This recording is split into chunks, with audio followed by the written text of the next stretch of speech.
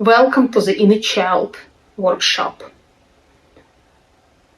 Please remember that healing the emotional pain of our little child is one of the most sacred parts of our journey to true self and self-realization.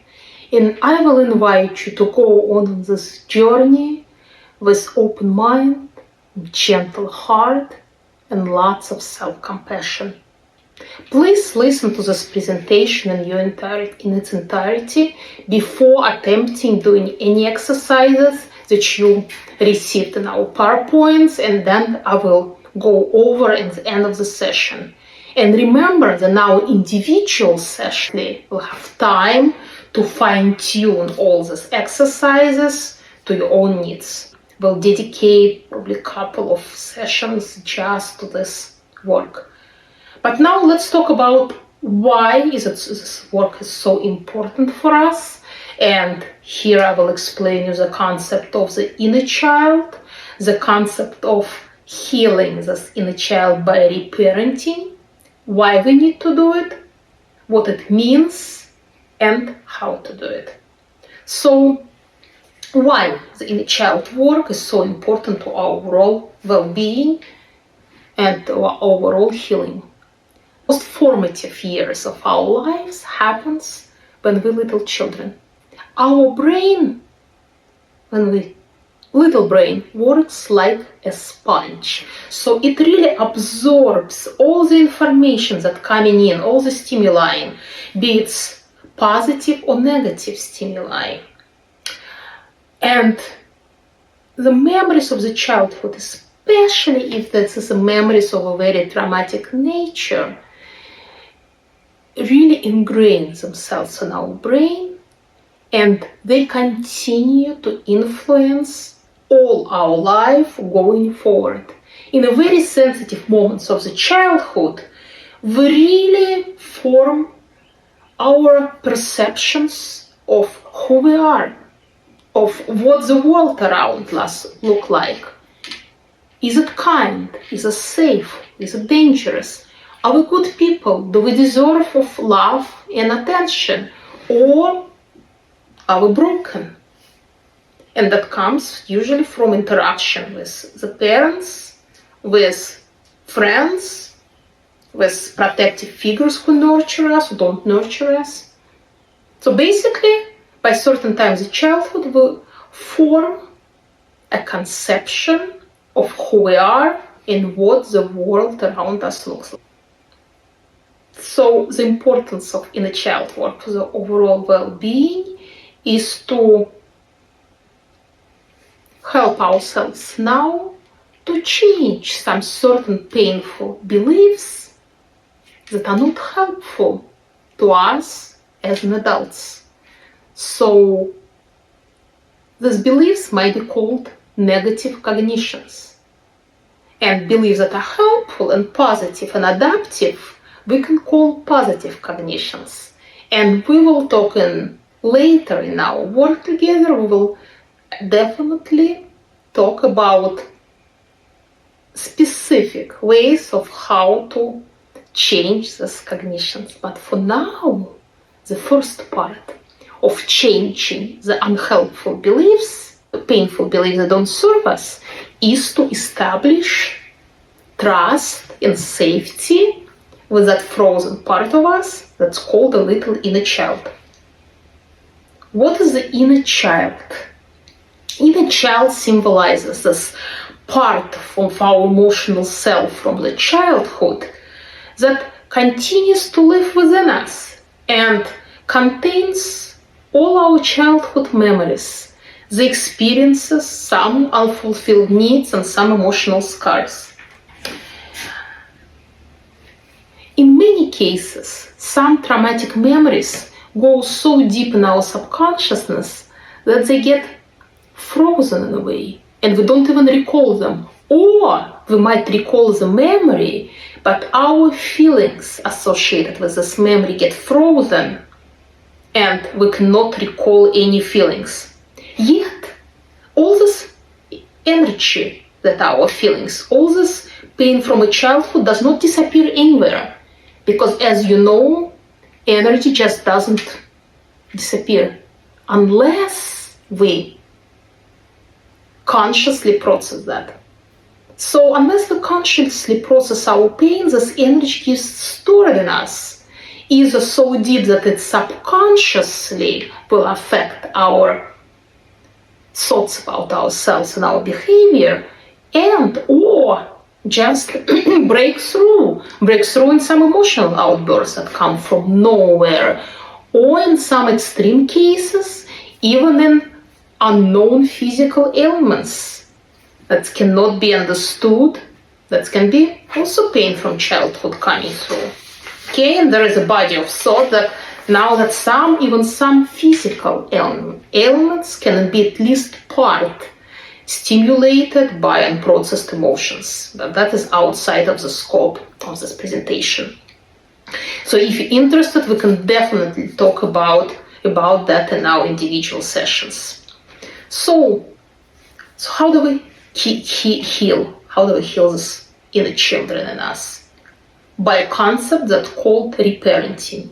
So by bringing up our adult self, and from our adult self, reparent our little child. So what is an adult self? Adult self is us at this present moment, with all combined life experiences and emotional configuration in us that is now capable to care and protect the little parts of us, and is, what's very important, is able to contain and process any kind of the painful emotion. So that's an adult self. Reparenting means recreating the environment for our little child, the same, or creating, if we never experienced safety and love connection with our parents, created for our inner child. So the child would know that now, and again, remember, talking about different parts of our psyche, your parts of your psyche that is an adult, and the part separated part of your psyche that is a little child. So from our adult part, we're showing our inner child part that now we becoming her parent. And from now on, she will be loved, she will be cared for physically and emotionally, and she will be protected, and that we will help her to experience the painful emotions, and we will help her to contain these painful emotions and don't crumble under the weight of them. So that's what loving and caring parents do with their little children. Okay, so inner child work involves several distinctive steps, and again, later in this workshop, I will tell you how to implement the steps in practice. So the first step is creating safe and loving relationship with your inner child by continuously showing that I am a parent who will never leave you, who will always love you, and I will always show up for you. Second part is encouraging this inner child to share her painful experiences with you as an adult self, and always validate experiences.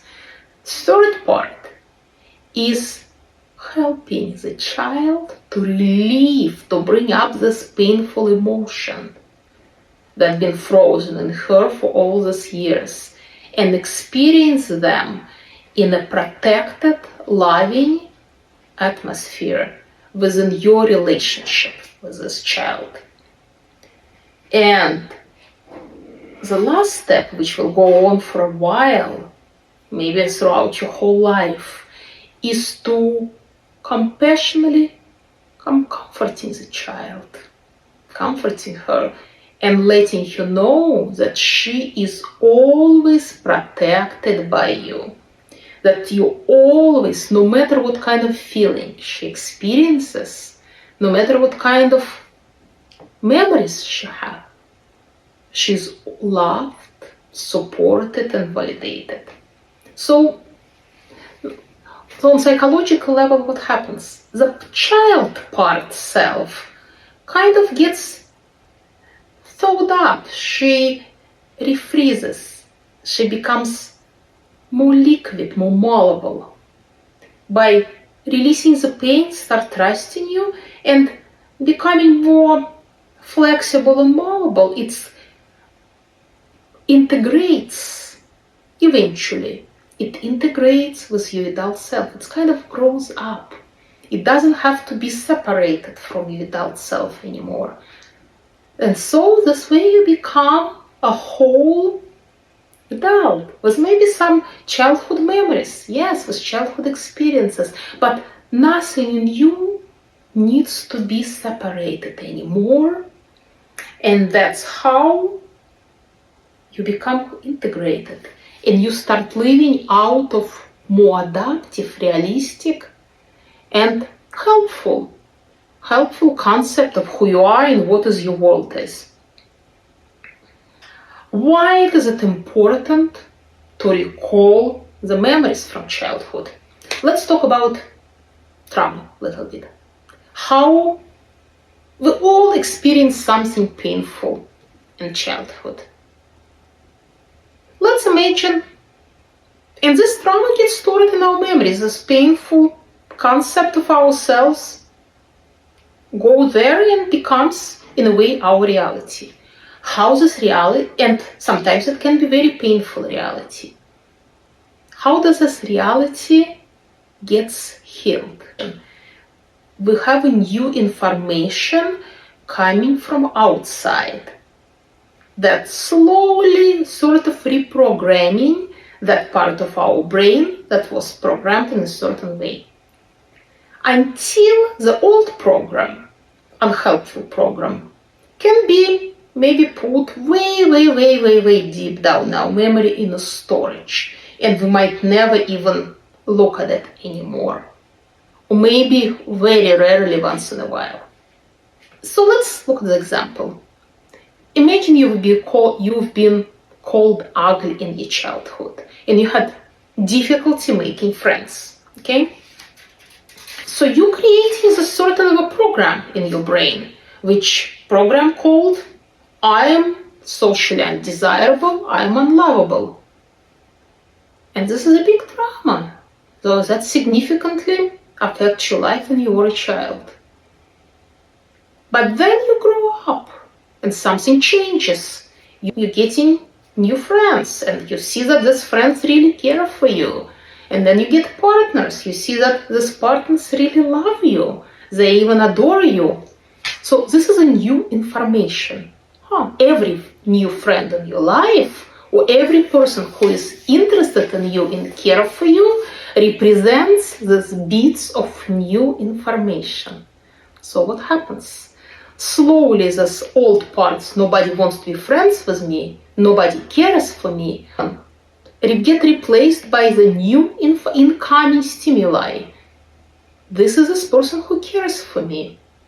This is this person who loves me. And more, the new information takes place in this part of your brain, and the old information are getting put like in a trash can of your memory, let's put it this way, until one day the new information, I am socially desirable and I'm lovable, becomes your default. It means the more space, significantly more space in that part of your brain will be devoted to this new information, and you automatically think about yourself as lovable and desirable.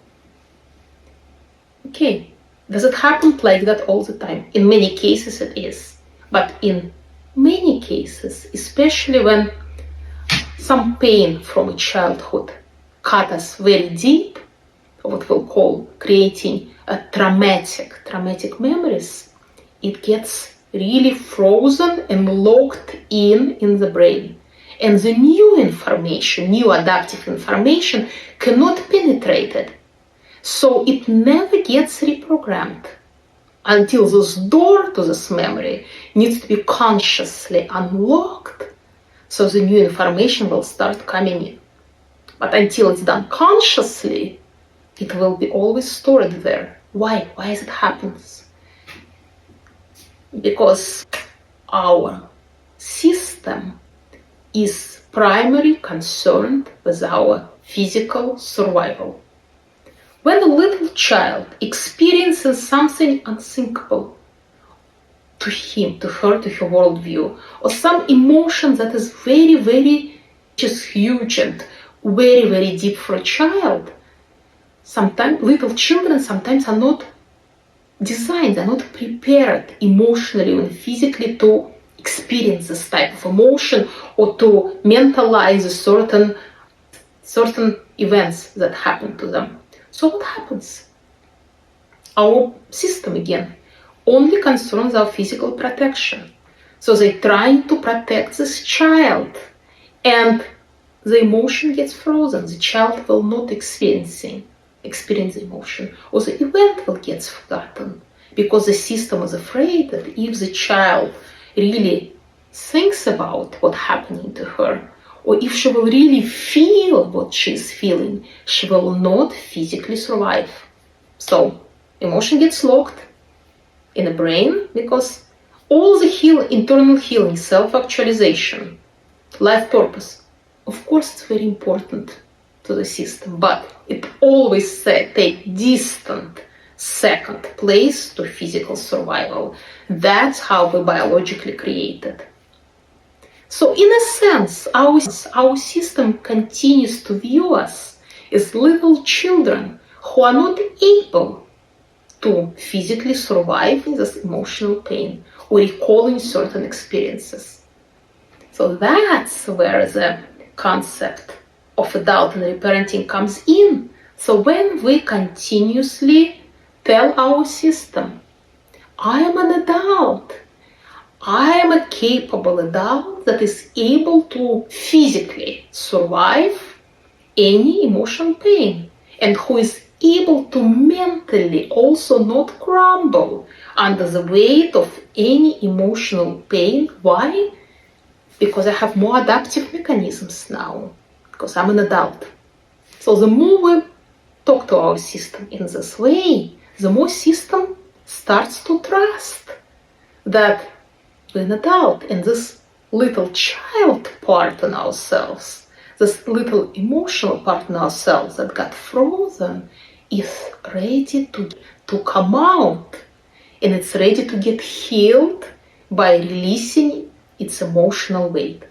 Because besides survival, survival is always physical. Survival is always the primary task of our internal system. The second task of our internal system is to get us physically and emotionally healed. The system is predisposed to that. So if we help our system to trust us, that we're able to bring up these emotions and let them relieve and release them from our system, the system will start helping us. Because it does want us to heal, but it wants us to heal in a physically safe and protective environment. Let's talk about it. How does the inner child work to help in this process of helping our system to trust us?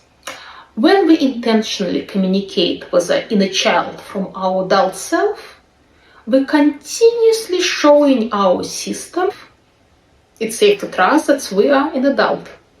So this child part can really come out and experience its pain, experience her emotion in a living, supportive, protective environment. So by creating connection to our inner children, we're facilitating the trust in our system. So what happens? Once our little children, part of our emotional psyche, come out, talk to us about our experience, release their emotions in a loving, protective care of our inner adult, this child now is free to grow up. Or in some cases to remain an innocent, beautiful little children. It depends how we look at it. But the point is, this energy that's been held by holding on to these memories is being released. And it's not going to protect this child anymore from growing up because it knows it's safe now. It's safe. It's safe now to relax. And eventually this child body get integrated into our overall system. It doesn't have to hide anymore. It knows it's safe not to hide. It knows it's safe to participate and integrate. And that's how healing is happening, because healing in essence is integration and open communication between all our parts and clearing the access to this all-knowing, all-kind, beautiful part that is on all of us, its true self, which means it's safe now to give access to this true self to all our part. Safe, creating internal safety. Before we move on to exercises, let's talk really briefly about why releasing all this internal pain, releasing all this internal energy is so important for fulfilling the life purpose. Holding on to traumatic memories does require lots of energy. Once we release this energy, it frees up for self-actualization. It frees up for self-growth. Because if we remember the needs pyramid of Maslow, our physical survival is in the very bottom. Then we need to take care of our physical needs like food, shelter, so on and so forth. And love, self-actualization are somewhere on the very top of the pyramid. So telling our system, we don't have to survive anymore. We are okay, we are safe, we are protected. So now this energy that's being stored in helping us to survive can be released into helping us to thrive and to except for always running away from something or protecting ourselves from something. This energy can now be released into acquiring what we really want and what we really desire. And last but not least, once this painful energy is being healed, it's also caused a significant reduction in anxiety. So it works actually miracles for our brain, because again our brain can relax and say, hey, I do not have to be in survival mode anymore. Now I can release certain hormones just towards relaxation and happiness and joy, right? I can relax. And also we're straightening our prefrontal cortex, our executive function, that helps us to make a balanced decision from the adult state. Okay, so now let's talk about what do we need to do to heal our inner child. How do we foster inner child connection between our adult self, our inner child, and how we take practical steps to heal our inner child and bring up all her emotions and let them process and get this emotional relief. The first step in the inner child work is creating safe, protected environment. For that, I will advise you to use a tool which called calm or safe place. This can be a real place in your house. If there is a room or a corner that you know is safe and protected, and where you, the most important, where you feel relaxed and protected, you can use that physical place. If you don't have a place like that, then you can use imaginary resource. Imaginary resources can be two ways. The easier one is using the actual memory of a place where you might have been. Maybe it's a beach, maybe it's your childhood room, maybe it's a forest, whatever it is for you, where you knew that she was absolutely loved and cared for and protected, either by your parents or by the universe or by nature, by anything. But the point is knowing and feeling you this internal calm and internal safety. If nothing like that comes to mind, well, you can imagine this place.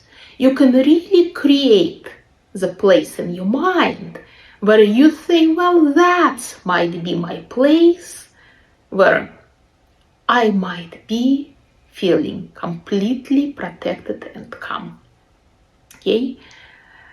But there is a little difference. You might have heard about creating the safe place and other work. But little how it works differently with inner child work. This safe and protected place has to be safe and protected for your inner child. So before going into the deeper work, what you can do to know if it's safe and protected, go in this room or go into this imaginary place and imagine yourself as a little child and just connect to your senses as if you were not your adult self, but that little child. And you can pick any age you're drawn to. And just see, does this child feels protected here? Does this child loves this place?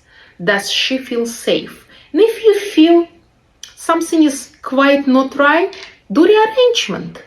Maybe rearrange something in your room if you can.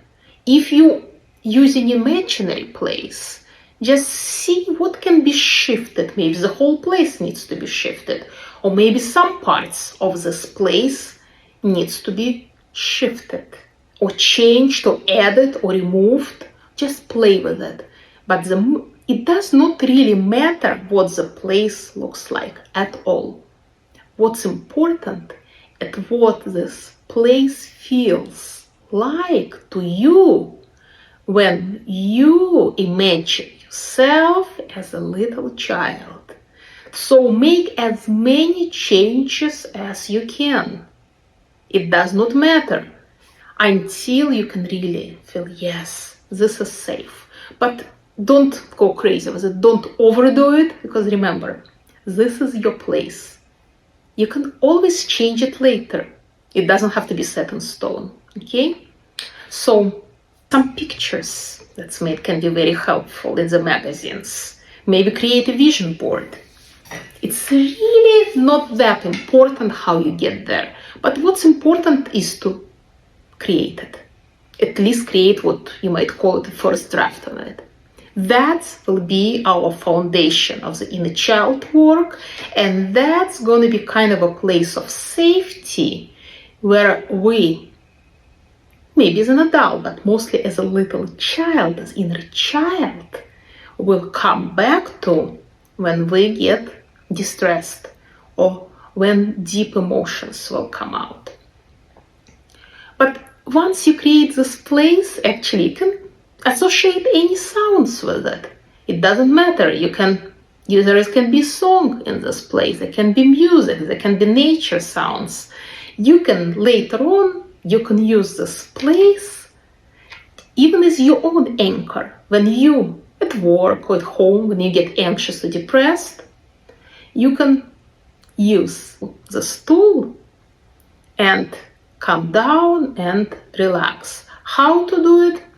I will tell you more in our individual session. I will point out some individualized technique which will work for you. So after you created this calm and peaceful healing place, we go into the next step.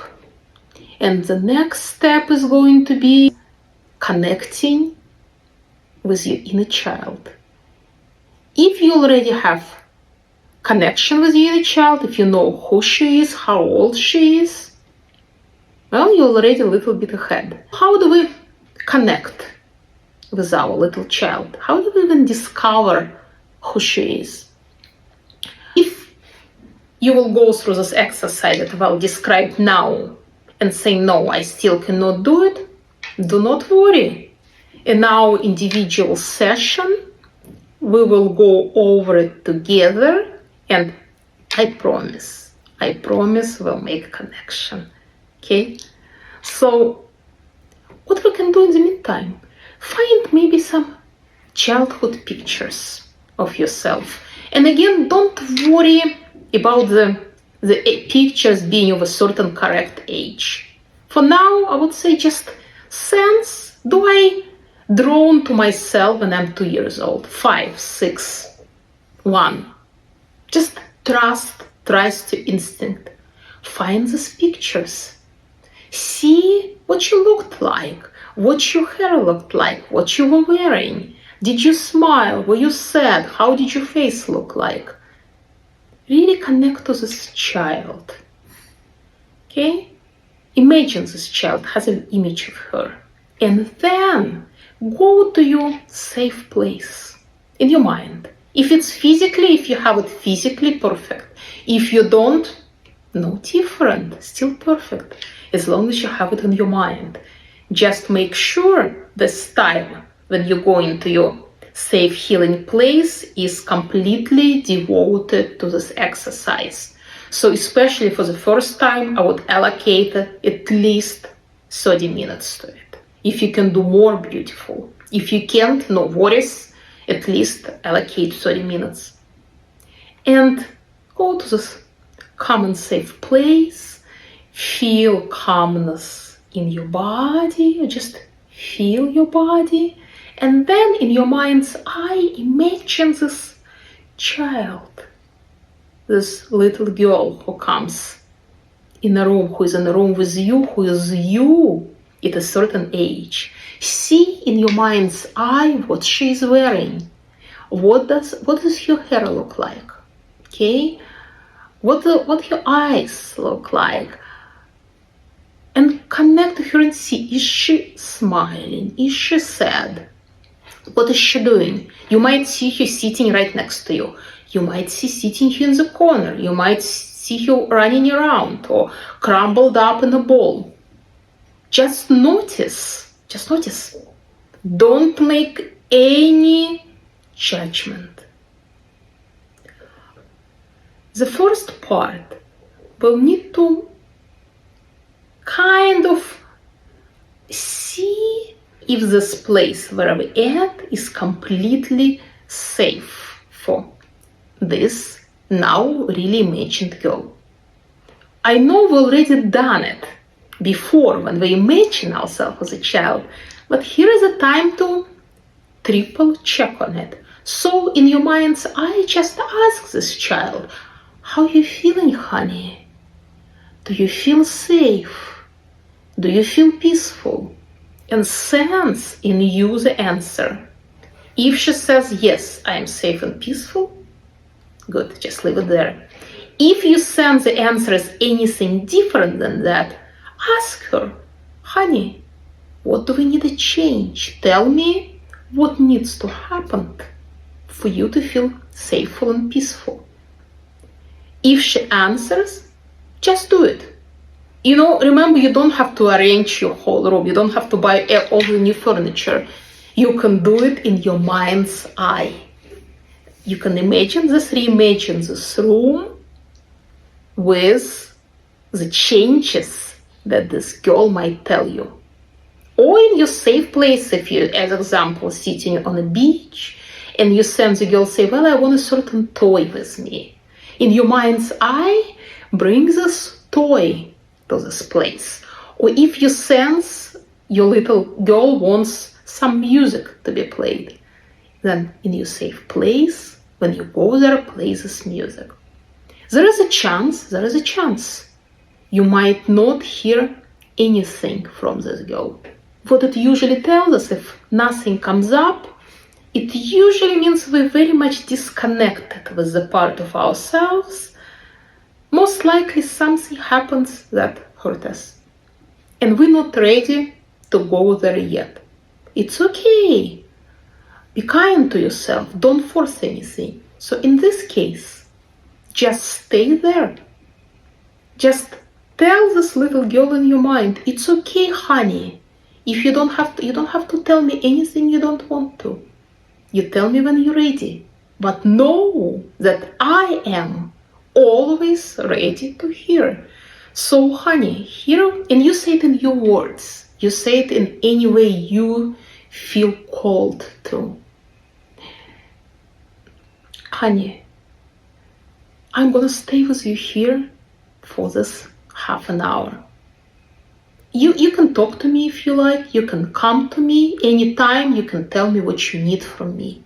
But it's completely okay. It's beautiful if you don't tell me anything, if you don't come near. But know that I am here for you. And just see what happens.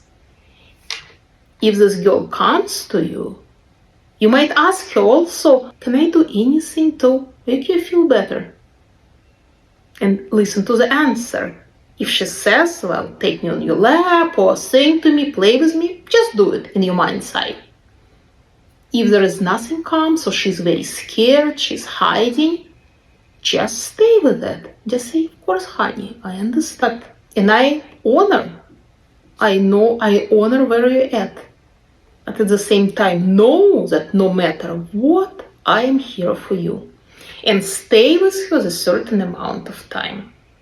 For the first time, that's why I would advise you to do it for half an hour.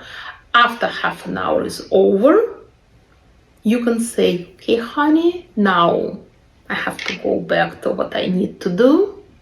I will meet with you at a certain time, and in a second we'll talk about how we can set up certain periodic intervals or times when we have to connect to the child. But what's important to add, I will have to go on my day and do what needs to be done. But at the same time, honey, if you feel that something is happening inside of you, that you need my help, or you need me to be there for you, just let me know. I will be there for you.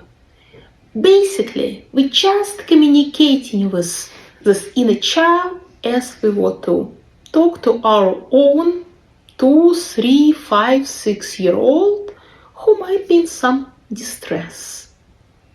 Or, so basically we'll just say, honey, right now I have to do the work, unless it's a life and death situation. I have to work, or I have to go on with my day. But if anything happens to you, please let me know immediately and I will be there for you. That's how we're creating safety, and that's how we're creating trust with our inner child. So after this communication is over, after this half an hour, close it, go on your day. If later on you start feeling that this inner child wants you, something is going on, if you can spend few minutes just reconnecting with her immediately on the spot and listen to what she needs from you, that would be absolutely amazing. That would be the best thing. But I know life happens. You might be in the middle of the meeting, or you might be in the middle of actually playing or helping your own child. And you cannot immediately attend to your little child, then spend like a second in your mind's eye. Just say, honey, right now I cannot, but I remember about you and I will not forget. So I promise that at that time, and set a time, the same day that you know you can connect to her. It may be time right before bed. I promise I will come, I will connect and I listen. Okay? And then at that time, connect. She might come, she might not come. If she comes, listen and see what she'll have to tell you. Or maybe she will cry, maybe she won't, maybe she will laugh. Just attend to whatever happens without judgment, only with open heart and compassion. What might happen that at this time she might not come, you might not feel anything. Remember, it's okay too. Just tell, honey, I'll be waiting for you this 5 or 10 minutes, as long as you promise. But then I'll have to go. But you can come back. If I can spend some time with you, I will. If I can't, just at that moment, I promise that I will get back. So what are we doing here? We're creating trust. And we're creating secure attachment. Secure attachment means my parent will always be there for me when I have a need. If sometimes she cannot do it, if it's not life and death of hers, if she can't, I know that at the end of the day, she will be still there and she will try to help me as she can. So basically, what's creating here is a basic trust. My parent will never abandon me. My parent will always help me. Okay, so creating safety by putting her in a safe place, by meeting in a safe place. And secondly, we're creating this security. I am protected by my parent. Next step kind of goes simultaneously with security that I mentioned briefly before. It's creating trust. How we create trust? By assigning a certain time of the day when we're going to meet with our inner child. Ideally, it can be, I would really advise, especially in the very beginning, ideally to do it every day, even if it's 5 minutes. It's better to do it daily, because that's how we're creating trust and safety with our real children. Is showing up for them continuously. But if you feel that for whatever constraints in your life, you cannot spend 5 minutes daily with your inner child, don't beat yourself up. But try to create a consistent schedule, meaning, okay, Monday, Wednesday, Friday at 10 a.m. to 10:05 a.m. I'm meeting with my inner child. This is much better than promising a child to meet daily and break the promise. Because what we're doing here, consistent trust, consistent safety. How little children know they're safe when their parent is consistent. They don't have to be with them every second of the day, but they consistently should know that even if they go to the daycare, they're going to be picked up preferably at a certain time. So on the weekend, they're going to wake up and their parents are going to be there consistently. So that's how we create trust with our little children. So 5 minutes a day, just be there. Just go to your safe place and ask the little child to come in. Just imagine you there. And every time ask her one thing, honey, what do you need from me now? I'm ready. I'm ready to listen. I'm ready to be with you. Okay, so in the very beginning, that's how we're creating trust. And there just do it experientially. Just see what happens. If you see that she's distressed, you might ask again, how can I help you? Do you want to sit on my lap? Do you want to hug? And listen, but never force yourself on your inner child. Always validate your experience. So if you sense that there is no answer is coming, you might say, can I hug you? If you sense that there is no answer, or the answer is no, say, of course, honey, of course I understand. You just let me know if you need anything. If you cannot or don't want to let me know now, this is okay too. I will just be here with you for this 5 minutes, then I will have to go. But yet, just as we talked about before in our initial exercise, but yet you can come and talk to me anytime. So once you start sensing that this little child is start trusting you in a way she feels a little bit more comfortable around you, it might take a day. She might feel immediately comfortable. It might take a while, might take a month or two, we don't know. It really depends on what was happening in your childhood, on your emotional makeup, on different biological predispositions to different traumas that could have occurred. There is no cut and dry rules of how soon it comes up. But almost gets guaranteed that if you stay the course, if you will show up daily for this child and stay with her with this loving care and desire for connection, eventually you will start sensing that there is some kind of a connection is established.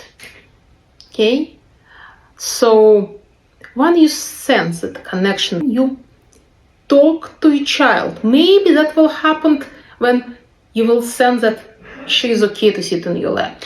Or is it okay if she will want to hug? But you will tell her that you absolutely love her. That thank you for everything she's done as a child. Thank you for maybe holding on to some feelings. Thank you for maybe not talking about some painful events. Tell her that this way she got us here safe. Because as a child, it was scary and painful for her to connect to some emotions. It was scary and painful for her to reveal certain memories. And that is okay, that is absolutely how it should have been. This way she helped us, you, the system, to survive. So show her lots and lots of appreciation. And just talk to her like that. Thank you for getting us here. Thank you for holding all this pain in you. Thank you for holding all the fear in you. Okay? Then tell her that you love her. You absolutely unconditionally love her. Just because she is. Just because she is a part of you. Okay? Really, and that's how you show in your love, by showing up, by listening, by validating. Now, once you established the safety and protection by showing up, by being in a safe place, by honoring your desires, you can tell her that she is always safe with you and you will always protect her. Why we're saying this part only now, not in the very beginning? In the very beginning, we're just showing up. In the very beginning, we're just asking children what they need, and then we're validating their reaction. Why? We're recreating the environment of a childhood. At the beginning, children are pre-verbal. We can tell nothing wrong with telling them to relax, that we love them, but they might not even understand the words. They will understand our voice. They will understand the kindness and softness and love in our voice. But they might not understand what relaxed mean, what loved mean, what cared for mean, but they know in their body, in their little psyche, that if my parents hear when I call her, if my parents hug me, if my parents feel me, if my parents calm me down when I cry, and she lets me cry, and then she pats like me on my head, maybe holds me, they sense that they loved and they protected. So first we have to establish this really felt sense of protection and safety, and only then we can acknowledge it verbally. Another reason we're doing that is some of our parts can be really abandoned by us before, meaning that there is some memories which we're not going to, or some feelings that we really try not to acknowledge or express. So in this way, this part might not even trust us that we really care, because we abandoned her for so long. And if we say right away, we care for you, we protect you, they will not believe us. They will feel that we're lying. And that's not how we want to start the relationship. It's even with little children. We know that really children don't trust words too much. They trust action. And the worst thing that can happen to a child psychologically, if parents say one thing, but do another thing. Well, maybe it's not the absolutely worst thing, but it can be still psychologically, it can be very damaging. Why? Because child creates a split reality. It doesn't know what to trust her own feelings and perception of the world that, hey, I'm not loved, I'm not cared for because my parents never there and they beat me up. But at the same time, these authoritative figures telling me that they love me and they care for me. So what do I trust? Do I trust my own sensations or do I trust words? So that creates a split in the psyche. But again, I just wanted to bring into your attention, this is a bit outside of what we're doing here, but I want to give you background to understand this in this why we're applying this sequence to this exercise. Okay, so to backtrack, first part we're going to the safe place. Second part, we're creating this protective environment with our child. We're creating by physically showing up, by asking what the child needs and validating her experiences. Third part, we're thanking the child and telling her that yes, we love her, yes, we will never leave her, we will always protect her. Okay? Telling her that now she can relax and become a little child. Why? Because now we're going to the next part. We explain to the child, honey, now I am here for you. I am a grown adult.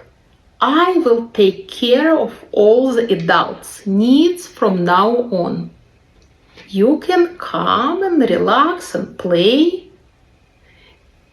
You are safe. Child might not believe it right away because it's used to be so stressed out for so long. It used to hold on and protect all these scary emotions from coming out. But you maybe slowly trust you. So at this point, how you can start creating this trust? You might ask, honey, is it anything you're feeling? Anything you want to share? How do we show the child that she can trust us? That we really love her and care for her. So loving somebody, meaning being interested in their life and really wanting to relieve their pain. So we'll ask a child, is it any memory you want to share with us? Is it anything coming up for you? If nothing comes up, we validate it. Say, honey, it's okay. You don't have to share anything until you're ready. If she's ready to share, if something comes up and you will want to hear it, listen with open heart, validate any of it. Don't question her, was it true, it's not true, just validate the experience that's coming up for you. The next step would be asking your honey, how does it make you feel? Are you sad? Are you angry? Are you scared? Really listen, because this answer is inside of you. And tell her it's safe now to feel what you feel. I am here for you. I will be holding you. And then just really connect to your body. This part is not easy. This part, you can try it. But don't worry if nothing comes to you, because we will definitely address this part in our one-on-one session. I will guide you through the ways how that feels in your own body, because different bodies feel different feelings in different ways. Different parts come up in different ways. So if nothing comes to you at this point, don't worry about it. But I would suggest you kind of start gradually sensing, okay, I'm talking to my little child, and I'm sensing that there is a sadness coming up. She's feeling. Like, how does the sadness feel when I connect to my body? How does my body feel? Maybe it's my stomach gets tight. Maybe my shoulders come up. Maybe there is a lump in my throat. Maybe there is a hole in my chest. Just stay with this sensation for a while. If there is a hole in my chest, is it a deep hole? Is it a shallow hole? Is it dark? Is it wide? Does it have any jagged edges? Or is it smooth? Is it filled with anything? Is it like empty, or is it some water in it? Or maybe some dirt? Really become as granular as possible. Just feel it in your body and stay with this feeling. You will see how emotions will start coming out to the surface. It does not have to happen, but it might.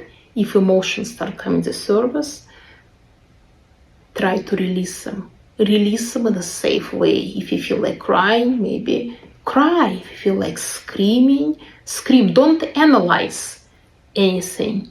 Don't try to put some mental images even to those emotions.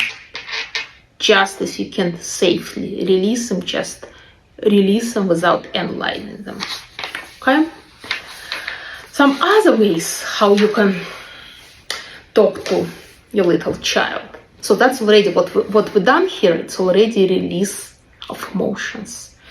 Some other ways to talk to a little child is, as example, when you taking her to your safe place, you might say, honey, now let's go on a little tour of my life.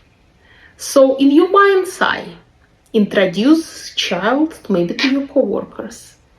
Introduce this child to your partner, to your friends, to any people who you have in your life. Take her around your house. Take her around little cafes and restaurants or wherever else you're going, to your trips.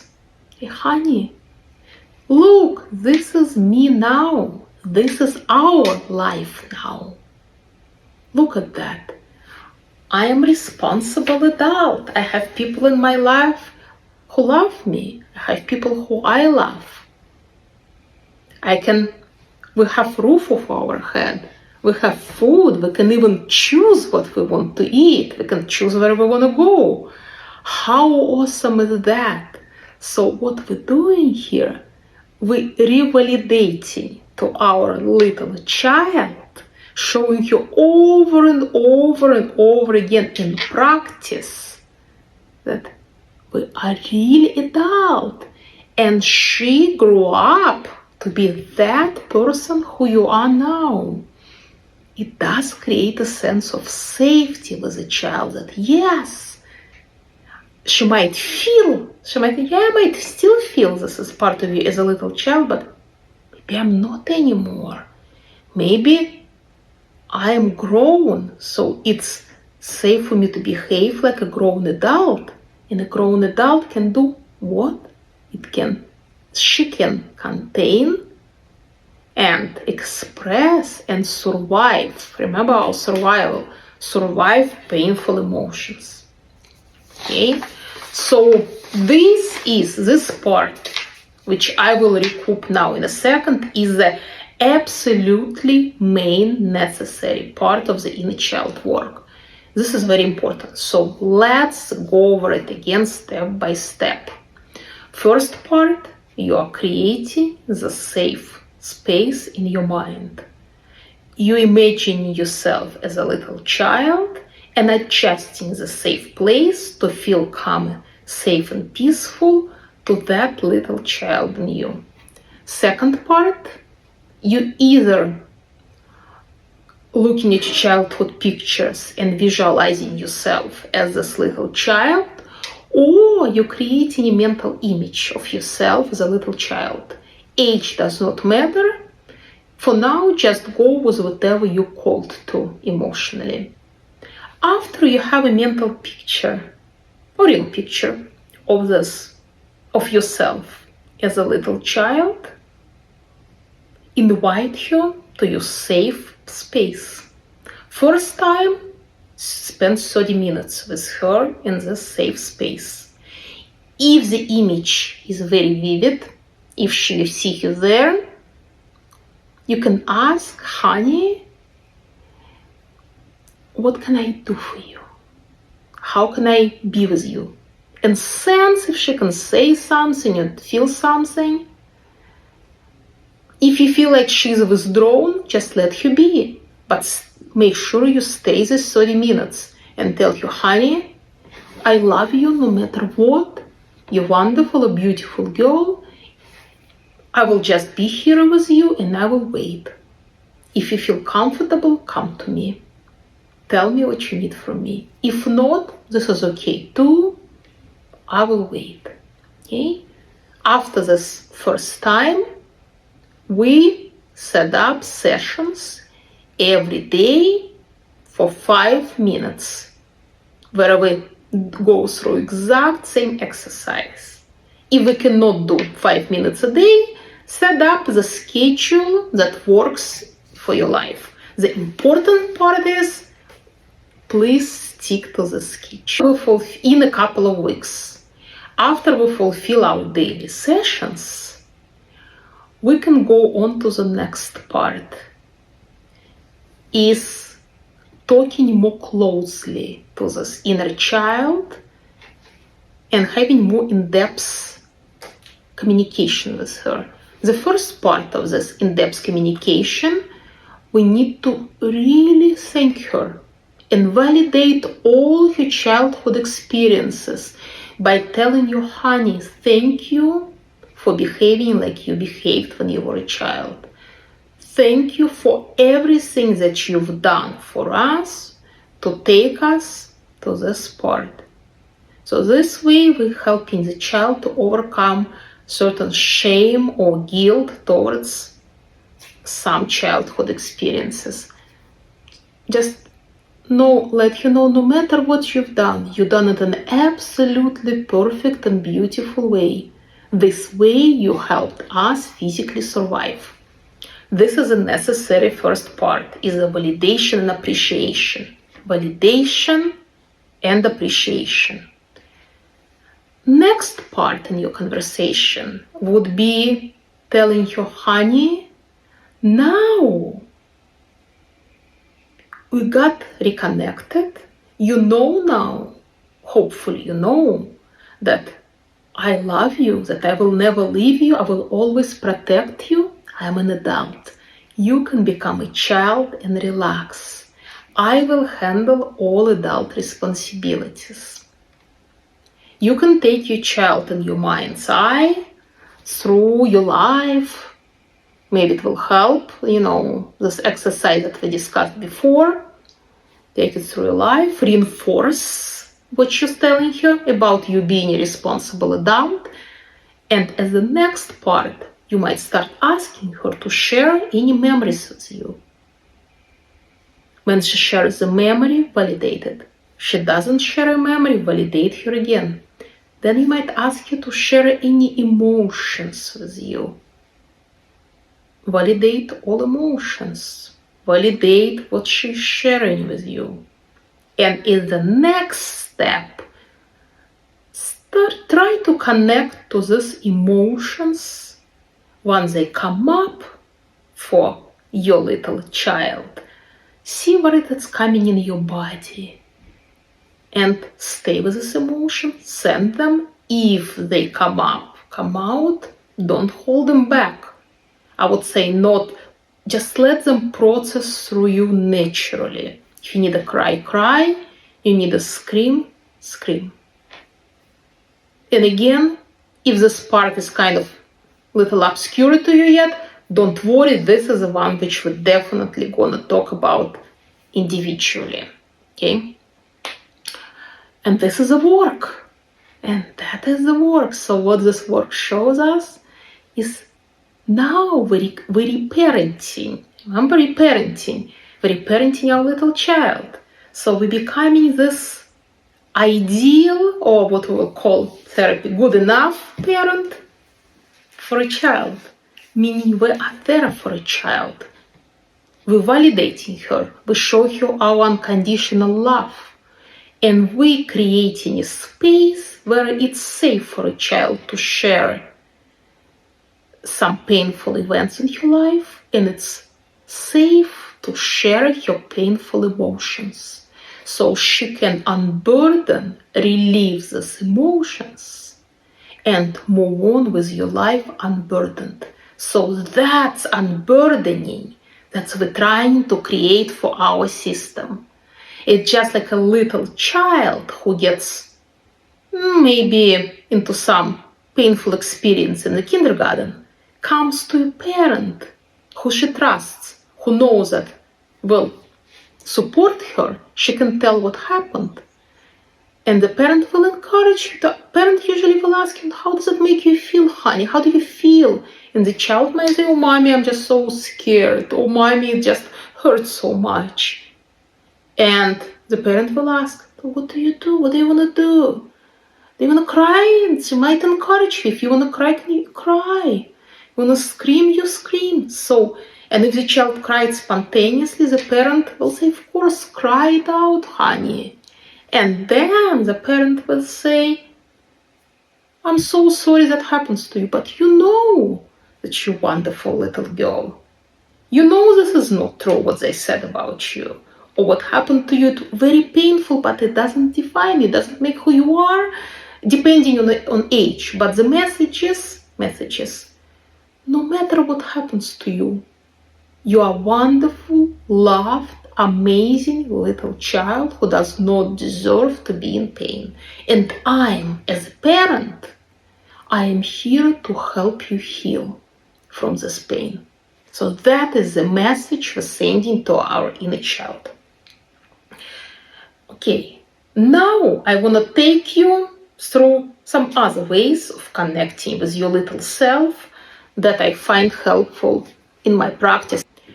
One of them is writing a letter to young self.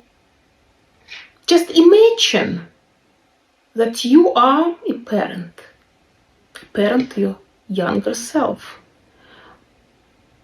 who wants to share with this child how much you love and care and cherish her.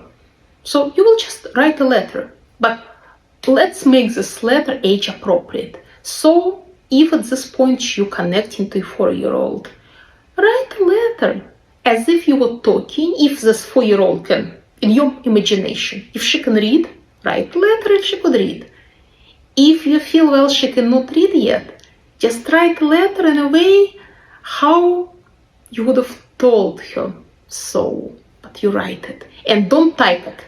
Write it with your dominant hand. Age appropriate. So if you're writing to 5-year-old, as example, it might sound like that. My wonderful, beautiful, precious Irina, I am so happy that you were born. I love you and I always will be by your side. Welcome to my life, my precious girl. I want to show you how much you mean to me. With lots and lots of love and blessings, big Irina. If I'm writing to 10-year-old, it might be done in a different format. I might just say I'm so proud of what a wonderful, beautiful girl, smart and gracious and amazing you have become. I am so proud of you. I love when you smile. I love when you said, I love you in any way you are. So we're talking in the age appropriate ways. If you're working with 1-year-old, you might just even write a couple of phrases. Baby, baby, baby, itty bitty, wonderful, love you, baby, I love you. Right? You can write it. Kiss, kiss, kiss. Big Irina. Write it with your hand, with your dominant hand. What is this exercise does to our system? It reinforces the love and care and connection and appreciation. In my PowerPoint, I just giving you the examples of how the letter can be written. Please write it in your way, in your words. It has to come up with your language, it has to come from your heart and in your words. Okay? The second part, what you can do, you can write a letter from your younger self to yourself. Write it with your non-dominant hand. Also, it obviously needs to be handwritten. So what we're doing here, we're trying to establish from our emotional subconscious mind a connection with younger self. Don't overthink this letter at all. Just take a pen or a pencil and just see what comes to you spontaneously. The letter might sound like, "Dear big Irina, I want you to tell me that you love me and that I'm good. Or I've hurt you, I know. Or I still don't trust you." Okay? Don't script it, but just see what the little child will tell you. It might be some expression of feelings towards you. The little child might tell you what she needs from you. Or it might tell you that she doesn't trust you yet. Or it might tell you that she loves you. No matter what comes up in this little letter, just say thank you. After you look at the letter, say thank you, little Irina. Thank you, honey. I'm looking forward to more letters from you. Love you. Okay? What else you can do? You can write a story about your life in a fairy tale format. So this is especially helpful when we're trying to heal some pain from our childhood that resulted in a negative perception or painful perception of ourselves in our life. This negative cognition that we talked about in the first part of our workshop. So we might start the story saying, well, once upon a time, there lived this little princess, Irina. One day, she started going to the kindergarten, and little children was laughing at Irina in the kindergarten. They called her ugly, they called her stupid. And little Irina's heart had so much pain. She was crying so many tears, but nobody talked to Irina about that. So she started thinking, I must be so ugly, I must be so stupid. I don't think anybody will ever love me or care for me just because I'm so bad. So what we're doing in this part? In this part, we're describing the actual event that happened that formed our negative cognition, our painful belief about ourselves in life. And in the second part, we are describing and when she grows up. But remember, we're not writing Irina. I'm saying this little princess Irina. Okay, let me actually backtrack on that. So write the story of your life, but write it in a fairy tale format.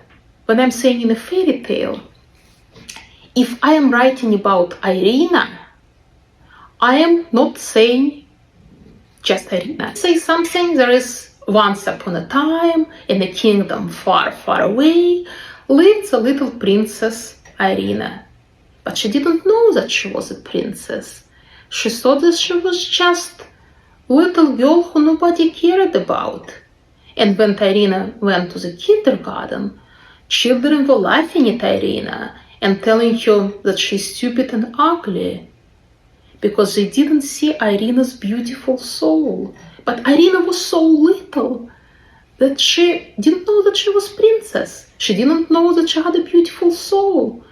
So she trusted children.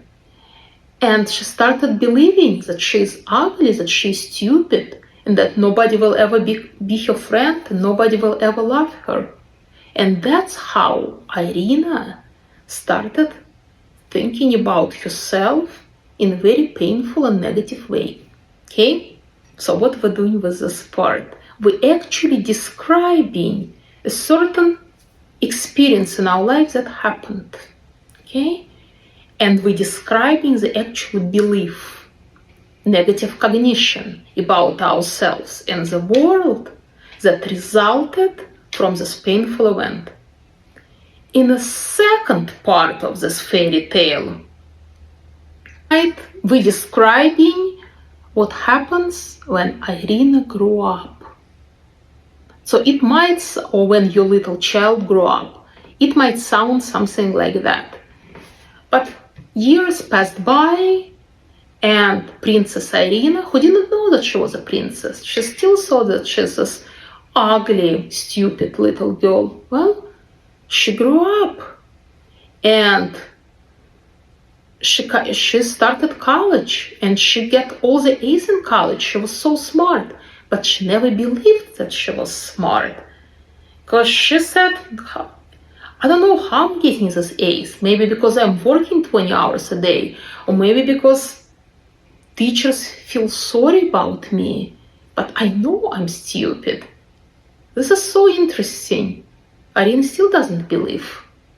And then some beautiful prince asked Irina out, but Irina didn't go because she thought that she would just laugh at her. How can a beautiful prince like me, stupid, ugly girl? She must want to make fun of me, or she feels sorry for me.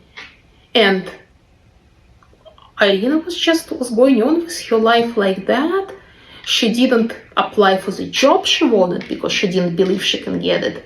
She didn't go with the guys she really liked because she felt like she doesn't deserve them. So it took her to a place where she felt very lonely, and she felt very bored with her job, but she didn't know what to do, and she was in so much pain. And she still didn't know that she was a princess. What a mystery. So, in the second part, what we're doing, we are describing the damaging effects of this painful belief, the damaging effect on our life, how this belief, as example, I am ugly and stupid, nobody would love me, affected our lives. So what does this exercise do?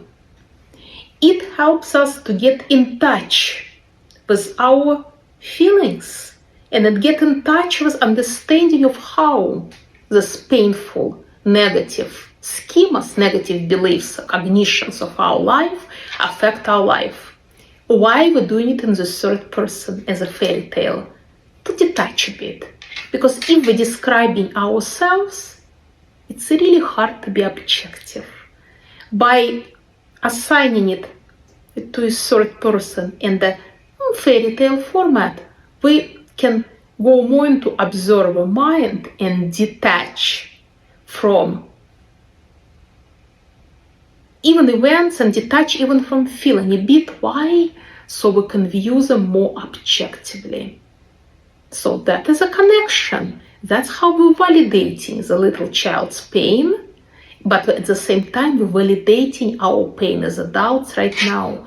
So basically, we're connecting the events and feelings that happened to us as children to the ways of how they affect our life now. And the last part that we do is we continue the story of our life in future orientation perspective. In this part, we are preparing for our work for the future, for connecting with our internal strengths and resources that we'll discuss in the next workshop. So, what we're doing in this part? Again, we continue our fairy tale, and we're saying, and then, when Irina got so sad and so lonely, she was sitting in front of TV and watching her favorite show. And all of a sudden, her fairy godmother came in, just flew in from the sky and told you, now, Irina, I have to tell you who you really are. all these years you were enchanted. There was a wicked sorceress that enchanted you and turned you into a girl who thinks that she's ugly and beautiful. She made you a little blind because look at you. You're so special. You're so precious. You're so beautiful. Like all the little girls are. But lots of them also enchanted just like you. And they don't know it. They don't see themselves through the real eyes. They see themselves through the enchanted eyes. So this fairy mother waved a magic wand, and Irina saw herself for who she really is, a beautiful, smart, amazing princess who can be loved, who can be cherished by people.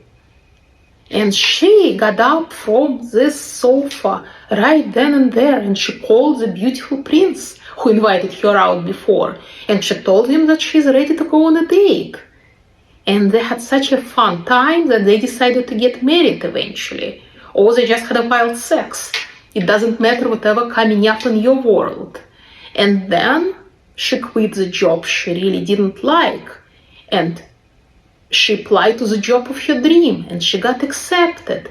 And now, in a couple of years, Irina is living in this beautiful palace, and she is dating the beautiful prince, or living with a beautiful prince. And every day she is excited to go to work of her dreams, or she started her own business. Here, you go wild. You just imagine the best life you can. The best life that is the best life for you. There is no limits here. So what are we doing here? This is exercise of starting to connect with our internal resources and beginning to create a template for the future. And this can be a great segue to the next video that you will have in your packet. This is a video on resourcing, connecting to your inner strengths. And it's a video of resourcing, connecting to inner strengths. And also it's a great preparation for our work on creating a template of my authentic desires and my authentic wants, not just needs, but my wants for the future. Okay, so with that, I will conclude this presentation. Please let me know if you have any questions whatsoever. Don't wait till our individual session. You can text me. I will reply. If we need to, we can jump on a quick call. But in the meantime, if you don't get something, you want to sit on it, don't worry. We will work on it together.